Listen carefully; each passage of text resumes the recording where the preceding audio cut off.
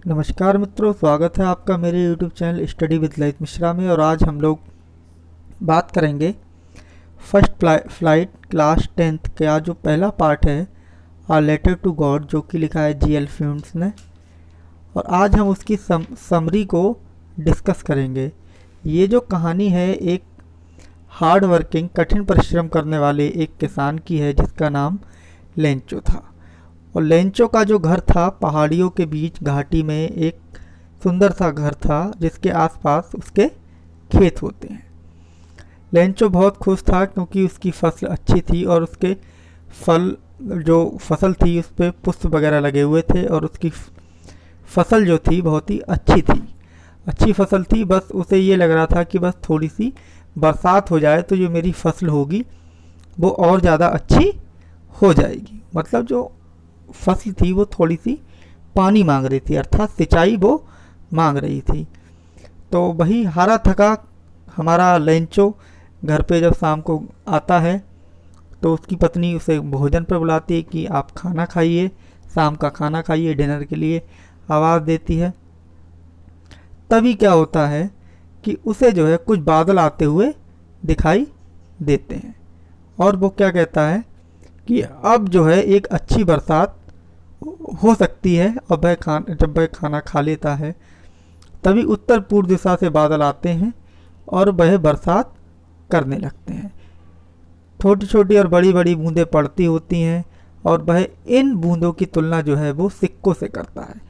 और वो कहता है कि जो बड़ी बूंदें हैं वो 10 सेंट की हैं और छोटी बूंदें हैं वो 5 सेंट की। मतलब सेंट यहाँ पर सिक्के को दर्शाता है, सिक्के से बात करता है।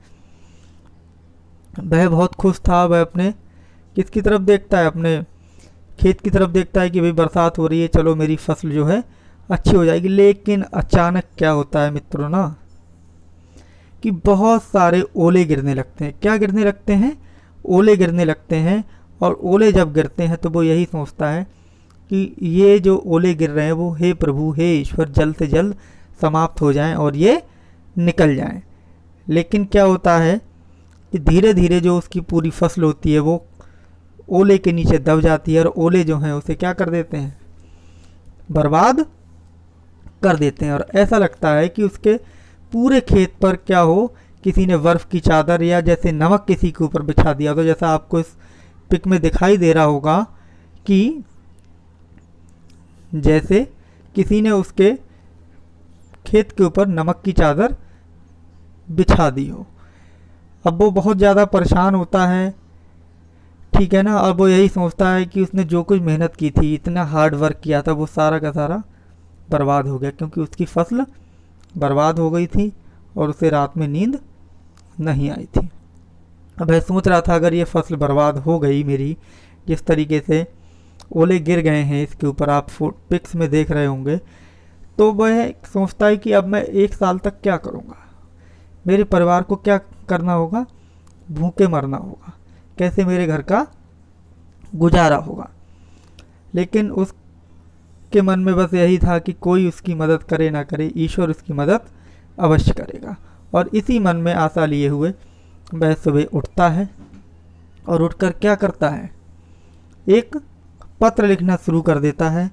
और वह उस पत्र को लिखने के बाद उस पत्र में क्या करता है, ईश्वर से 100 पैसे एक मात्रा में क्या धन चाहता है कि हे प्रभु मुझे इतना धन, हे ईश्वर मुझे इतना धन दे दो जिससे मैं क्या कर सकूं, अपनी खेत को दोबारा से उसकी बुआई कर सकूं और अपने परिवार के साथ थोड़ा बहुत जो पैसा बच जाए उससे मैं खाना खा सकूं, तो भूखा ना मरना पड़े।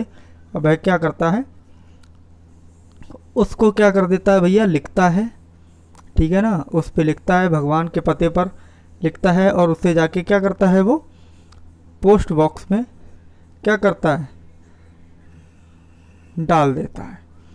पोस्ट बॉक्स में डालने के बाद क्या होता है, फिर वहाँ पर जो एक डाकिया होता है, क्या होता है, डाकिया होता है, वो डाकिया उस पत्र को निकाल कर लाता है और अपने जो उसका बॉस जो होता है, कौन होता है, जो पोस्ट मास्टर होता है, उस पोस्ट मास्टर को वो यह पत्र दिखाता है कि इस पत्र में किसी लेंचो नामक व्यक्ति ने ईश्वर से धन की मांग की है। और जो डाक पोस्ट मास्टर था एक मोटा व्यक्ति था, मैत्रीपूर्ण और खुशमिजाज सज्जन व्यक्ति था। वह तो पहले इस पत्र को देखने कर हंसने लगा, लेकिन वह थोड़ी देर बाद क्या हुआ, गंभीर हो गया और अपनी डेस्क को हाथों से थपथपाते हुए कहने लगा कि देखो इस व्यक्ति का कितना अद्भुत विश्वास है और कितनी अडिग आस्था है।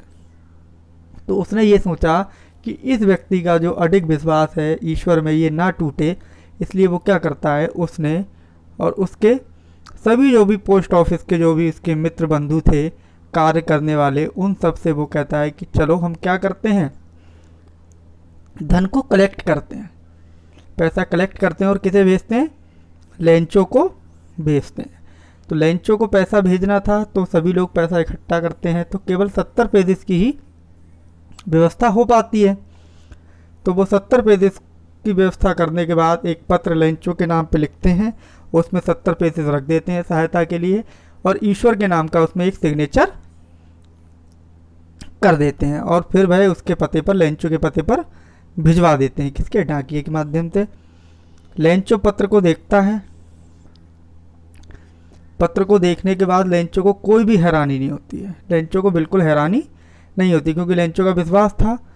लेकिन लेंचो को बुरा लगता है। क्या बुरा लगता है कि उसने कितने पैसे, उसने जो थे मांगे थे 100 पेजेस, लेकिन उसमें थे केवल कितने, 70, क्योंकि 70 पेजेस ही जो भी पोस्टल ऑफिस के जो भी कर्मचारी थे वो केवल 70 पेजेस ही इकट्ठे कर पाते हैं।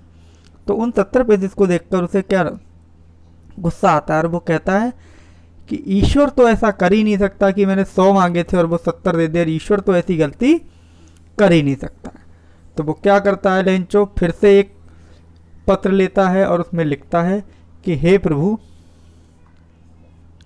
क्या करना कि इस बार जो है मैंने आपको पत्र लिखा था पिछली बार, तो उसमें मैंने 100 पेजेस मांगे थे, लेकिन मेरे पास क्या हुआ, 70 पेजेस ही मेरे पास भेजे हैं और मुझे इसकी बहुत ज़्यादा ज़रूरत है। तो हे प्रभु, मेरे पास जो है आप क्या करना, जो पैसे हैं वो आप डाक के माध्यम से मत भेजना, डायरेक्ट मेरे पास भेज देना।